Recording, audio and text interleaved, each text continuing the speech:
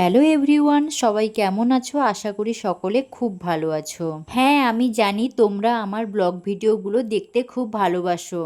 আমি সঠিক সময়ে ভিডিওগুলো আপলোড করতে পারছি না, এর জন্য তোমাদের কাছে ক্ষমা চেয়ে নিচ্ছি। একবার একবার ভাবি কন্টিনিউ বড় ভিডিওগুলো আপলোড করব, কিন্তু নিজস্ব ব্যস্ততার কারণে আর কুঁড়েমির কারণে আমি সঠিক সময়ে ভিডিও এডিটিং করতে পারছি না। আর তোমরা যে আমার ভিডিওগুলোতে অনেক অনেক ভালোবাসা দিচ্ছ, সেজন্য তোমাদেরও জানাই আমি আমার তরফ থেকে অনেক অনেক ভালোবাসা। তো যাই হোক না কেন, আজকে সকাল থেকে অনেকটা মেঘ ছিল, তবে ভাবছিলাম বৃষ্টি আসবে আসবে, কিন্তু এলো কটার সময় জানো? দুপুর 1টার সময়। আর তখন আমাদের অলরেডি চান করা হয়ে গেছে, তারপরে আমরা খেতে বসবো, ভাত বাড়ছি।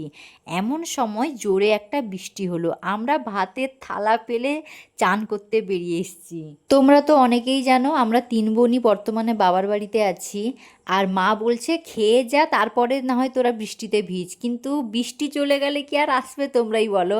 তার জন্য আমরা ভাত খাইনি, আমি সবাইকে ডেকে এনেছি, আগে খেতে হবে না, তোরা আগে বৃষ্টিতে ভিজবি আয়। সত্যি বন্ধুরা, অনেক দিন পর আমাদের এখানে বৃষ্টি হলো। এরকম বৃষ্টি তো মনে হয় এখনো পর্যন্ত হয়নি, সেই আজকেই হলো এরকম একটা বৃষ্টি।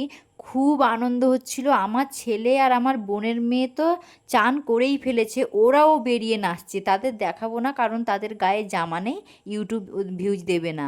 এই জন্য আমরা বেরিয়ে এসেছি। মানে কি যে পাগলামি আরম্ভ করেছি, তোমাদের কি বলবো।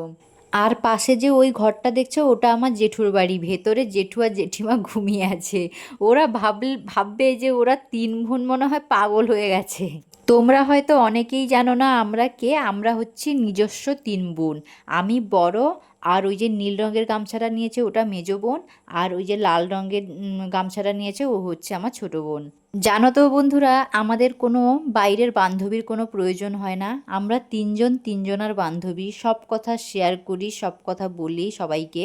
আমাদের কোনো আলাদা ফ্রেন্ডের দরকার হয় না, যে মনের কথা অন্য কাউকে বলতেই হবে, এমন কোনো ব্যাপার নেই। আমরা 3জনই 3জনার বন্ধু।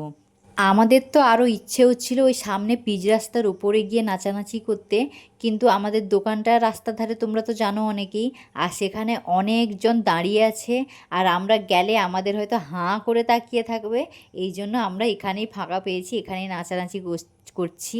না হলে ওই সামনে পিচ রাস্তায় নাচলে মনে হয় আরও খুব সুন্দর লাগতো, কিন্তু বাইরে বুঝতেই পারছো অনেক লোকের মাঝখানে দাঁড়িয়ে এইভাবে নাচানাচি করাটা ঠিক নয়। তার জন্য তারা তাকিয়ে থাকবে কেন, এই জন্য আমরা যাচ্ছি না। ভিডিওটা শেষ করার আগে তোমাদের কাছে একটাই অনুরোধ, তোমরা বেশি বেশি করে ভালোবাসা দাও, ভালোবাসা নাও, আর লাইক কমেন্ট আর সাবস্ক্রাইব করতে ভুলো না।